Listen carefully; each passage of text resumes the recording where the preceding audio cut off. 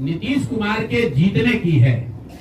जीत और हार के बीच में एक ही बात है कि क्या नीतीश कुमार जी ने, उनकी सरकार ने ये हर विधानसभा में 7,000 वोट 10,000 रुपया देकर खरीदा है कि नहीं खरीदा, इस पर बात है।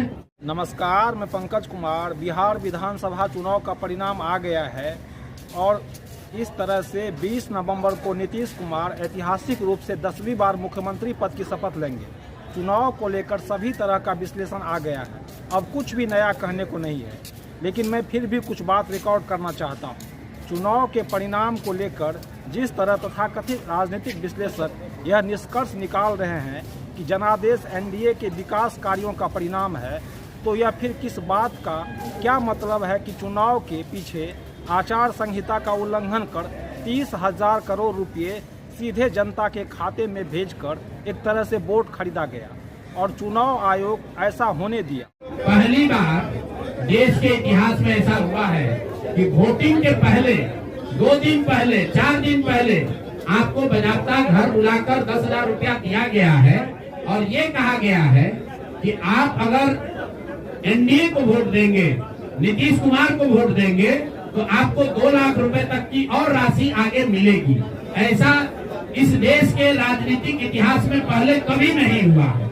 ऐसा कभी नहीं हुआ है कि आचार संहिता के बाद, आचार संहिता लागू होने के बाद आप एक विधानसभा क्षेत्र में 60 से 62,000 महिलाओं को 10-10 हजार रुपया दे रहे हैं और आप राजनीतिक सुचिता की बात करते हैं। ये बात उचित नहीं है। और चुनाव आयोग ऐसा होने दिया। 10,000 रुपये जीविका दीदी के खाते में दिया गया। इसकी चर्चा तो होती है, लेकिन चुनाव से एन पहले जिस तरह सेविका आशा से लेकर 16 सेवक और विकास मित्र तक को लाभ पहुंचाया गया, इसकी चर्चा कम होती है। स्पष्ट संदेश यह है कि 10,000 रुपया और चुनावी जिताने का वादा, उसके बाद 2 लाख रुपया दिया जाएगा। यह सब योजना के नाम पर किया गया। आचार संहिता के दौरान इस तरह का उल्लंघन किया गया। चुनाव जब हम लेवल प्लेइंग फील्ड की बात करते हैं तो वह पूरी तरह से पहले ही खत्म कर दिया गया। चुनावी लोकतंत्र में 2 रेफरी होते हैं, चुनाव आयोग और मीडिया। चुनाव आयोग का झुकाव सत्ता पक्ष की ओर रहा, वहीं मीडिया इस सरकार के वोट खरीदने का पर्दाफाश करने चाहिए किया है। और पूरे देश में इस बात पर बहस छिड़ी हुई है कि क्या ये 10,000 रुपया वन टाइम देकर वोट खरीदा गया है कि किसी सरकारी योजना के तहत इस पैसा को दिया गया है।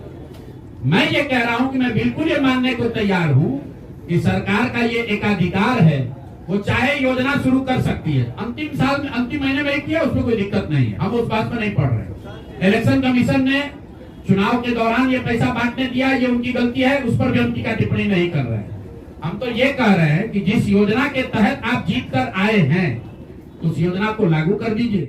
और जीविका दीदी का स्वयं सहायता समूह जीतना जमीन पर कितना कारगर है? क्या बिहार की महिला का वाकई सशक्तिकरण हुआ है? लेकिन मीडिया इसे मोदी और नीतीश के विकास कार्यों का परिणाम बताकर जनादेश बताने लगा। महिलाओं में नीतीश कुमार के प्रति सामूहिक सहानुभूति है, यह सच है। लेकिन यदि इतना ही सच है तो फिर 2020 के विधानसभा चुनाव में नीतीश कुमार को 43 सीट क्यों मिला? इस बार जीविका से लेकर आशा सेविका सभी सरकारी तंत्र का उपयोग पार्टी कैडर ग्रुप में किया गया, वोट दिलाने के लिए किया गया। मीडिया का अब इस तरह का विश्लेषण आने लगा है कि यह काफ़ी मेहनत किया गया है, एनडीए ने काफ़ी काम किया है, विपक्ष का एजेंडा ही सही नहीं था। क्या अब यह मान लिया जाए कि पलायन, नौकरी, स्वास्थ्य, शिक्षा कोई मुद्दा नहीं है? जितने लोग हैं जिनको भी 10,000 रुपया का बयाना नीतीश कुमार सरकार ने, अधिकारियों ने जीविका की दीदियों के माध्यम से दिया है, इस आश्वासन के साथ कि अगर आप नीतीश कुमार को, एनडीए को वोट देंगे तो आपको 2 लाख रुपया 6 महीना में मिलेगा, तो मेरे भाई अब समय चालू हो गया। आप आ गए हैं सत्ता में और हम लोग आराम से बैठे हुए हैं बिहार में। हर वो महिला, हर वो परिवार जिसको 2 लाख रुपया नहीं मिलता है, आप प्रशांत किशोर से संपर्क कीजिए, आप जन सुराज से संपर्क कीजिए। अब सलाह का समय खत्म हुआ, अब संघर्ष का समय शुरू होगा। अमित शाह के अनुसार यहाँ घुसपैठिया मुद्दा है। जनता के सीट के जनता ने शाह के वादे पर भरोसा किया है और बिहार को अगले 5 साल में बाढ़ से मुक्त किया जाएगा और सम्राट चौधरी एनडीए के घोषणा पत्र में विश्वास दिलाया कि अगले 5 साल में बिहार में 50 लाख करोड़ का निवेश आएगा और सुई से लेकर हवाई जहाज तक बनेगा, तो क्या जनता ने इस पर विश्वास करके वोट किया है? मीडिया सच्चा एम्पायर बनने के बदले यह साबित करने लगा कि इस तरह से विपक्ष को राजनीतिक समझ नहीं है और ना ही मुद्दे की समझ है, जबकि चुनाव में शुरू से ही लेवल प्लेइंग फील्ड नहीं था। हालांकि सवाल विपक्ष से भी है, इसकी एकजुटता नहीं रही। हर घर सरकारी नौकरी देने का अव्यावहारिक वादा किया। सरकार ने पैसा बांटने का विरोध करने के बजाय इसकी सच्चाई जनता को बताने के बजाय खुद भी पैसा देने का वादा करने लगी।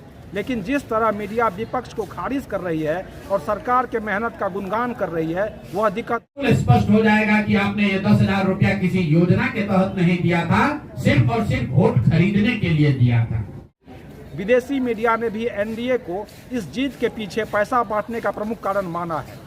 ग्लोबल इन्वेस्टर रुचिर शर्मा कहते हैं, यदि बिहार एक देश होता तो लाइबेरिया के बाद यह दुनिया का 12वां सबसे गरीब देश होता। लेकिन पैसे बांटकर एनडीए को जीतना कोई अच्छा संकेत नहीं है।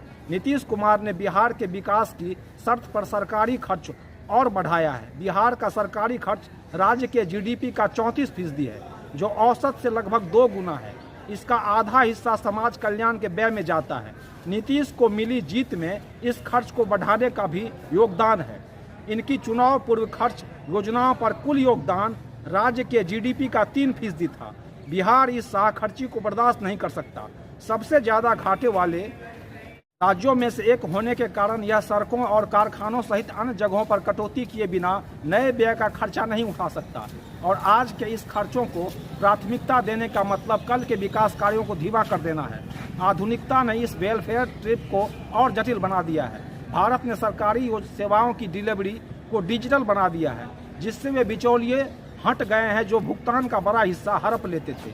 लेकिन अब राजनेता इसी नेटवर्क का इस्तेमाल कर चुनाव के समय मतदाताओं को तेजी से नगद राशि पहुंचाने के लिए करते हैं, जो एक तरह से उनका वोट खरीदना है। भारत में सत्ताधारी दलीय गठबंधन 2000 के दशक से पहले ज्यादातर राज्यों में चुनाव हारते थे, लेकिन इस दशक में वे 55% बार चुनाव जीत रहे हैं।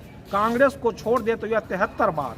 यह सब ठीक होता जब मतदाता सुशासन के लिए अपना वोट पाता, पर ऐसा नहीं हो रहा है। आप देख रहे हैं पंकज का संवाद कि पहली बार स्वतंत्र भारत के इतिहास में और खासकर बिहार में पहली बार ऐसा हुआ है कि कोई चुनाव जिसमें सरकार ने करीब 40,000 करोड़ रुपया जनता के पैसे को खर्च करने का वादा किया है। और मुझे लगता है कि वही एक कारण है जिसकी वजह से एनडीए को इतना बड़ा बहुमत मिला है। मैं सिर्फ आपके ध्यान में लाना चाहता हूं कि 10,000 रुपए की बड़ी चर्चा हो रही है। लोग बता रहे हैं कि 10,000 पर लोगों ने वोट बेच दिया। बिल्कुल नहीं है, ये बात सही नहीं है। मेरा आज भी ये यकीन है कि 10,000 रुपए के लिए बिहार के लोग अपना वोट, अपना बच्चों का भविष्य नहीं बेचेंगे। अगर 10,000 रुपए को आप जोड़िएगा तो प्रतिदिन 5.5 रुपया हुआ। 5.5 रुपया में कौन अपना वोट बेचेगा? लोगों ने 10,000 रुपए के लिए सिर्फ वोट नहीं बेचा है। आपको देखने, जानने, समझने की जरूरत है। और इस पर यह बहस भी हो रहा है। सत्ता में जो लोग आए हैं वो कह रहे हैं भैया हम तो सरकारी योजना चला रहे थे। जो विपक्ष में है वो कह रहा है हम योजना नहीं चला रहे थे, आप पैसा देके वोट खरीद रहे थे। इसका कोई अंत नहीं है, इस बहस का कोई अंत नहीं है। चुनाव आयोग पर लोग टीका टिप्पणी कर रहे हैं, वो चुनाव आयोग का विषय है। बिहार के बेटा होने के नाते, बिहार के नागरिक होने के नाते मेरा बस एक ही प्रश्न है। हर विधानसभा क्षेत्र में 60 से 62,000 लोगों को कम से कम 10,000 रुपया सीधे तौर पर सरकार ने दिया है। सिर्फ 10,000 रुपया नहीं दिया, ये कहा कि आपको स्वरोजगार के लिए 2 लाख रुपया दिया जाएगा और उसकी पहली किस्त के तौर पर, बयाना के तौर पर 10,000 रुपया उसको दिया गया। और पूरा सरकारी तंत्र लगाया गया लोगों को ये बताने के लिए कि अगर आप एनडीए को वोट देते हैं तो आपको 10,000 रुपए के साथ साथ आने वाले 6 महीनों में 2 लाख रुपए तक की सहायता मिलेगी। इसको करने के लिए पूरा सरकारी तंत्र लगा। जीविका की दीदियों को बैठाया गया, जितने यहाँ पर आशा आंगनवाड़ी सेविकाएं हैं उनकी सैलरी, उनका मानदेय बढ़ाकर उनको जोड़ा गया। लोग कह रहे भैया काडर कहाँ है? मेरे भाई 2 लाख लोगों को आप ध्यान रखिए, सिर्फ 10,000 रुपए लोगों को नहीं दिया गया है।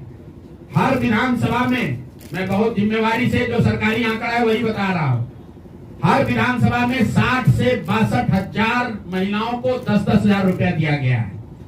करीब करीब 1 लाख आंगनवाड़ी सेविका, आशा वर्कर और ममता की से जुड़ी हुई महिलाओं को करीब करीब सरकार ने 10,000 करोड़ रुपया अलग से दिया है।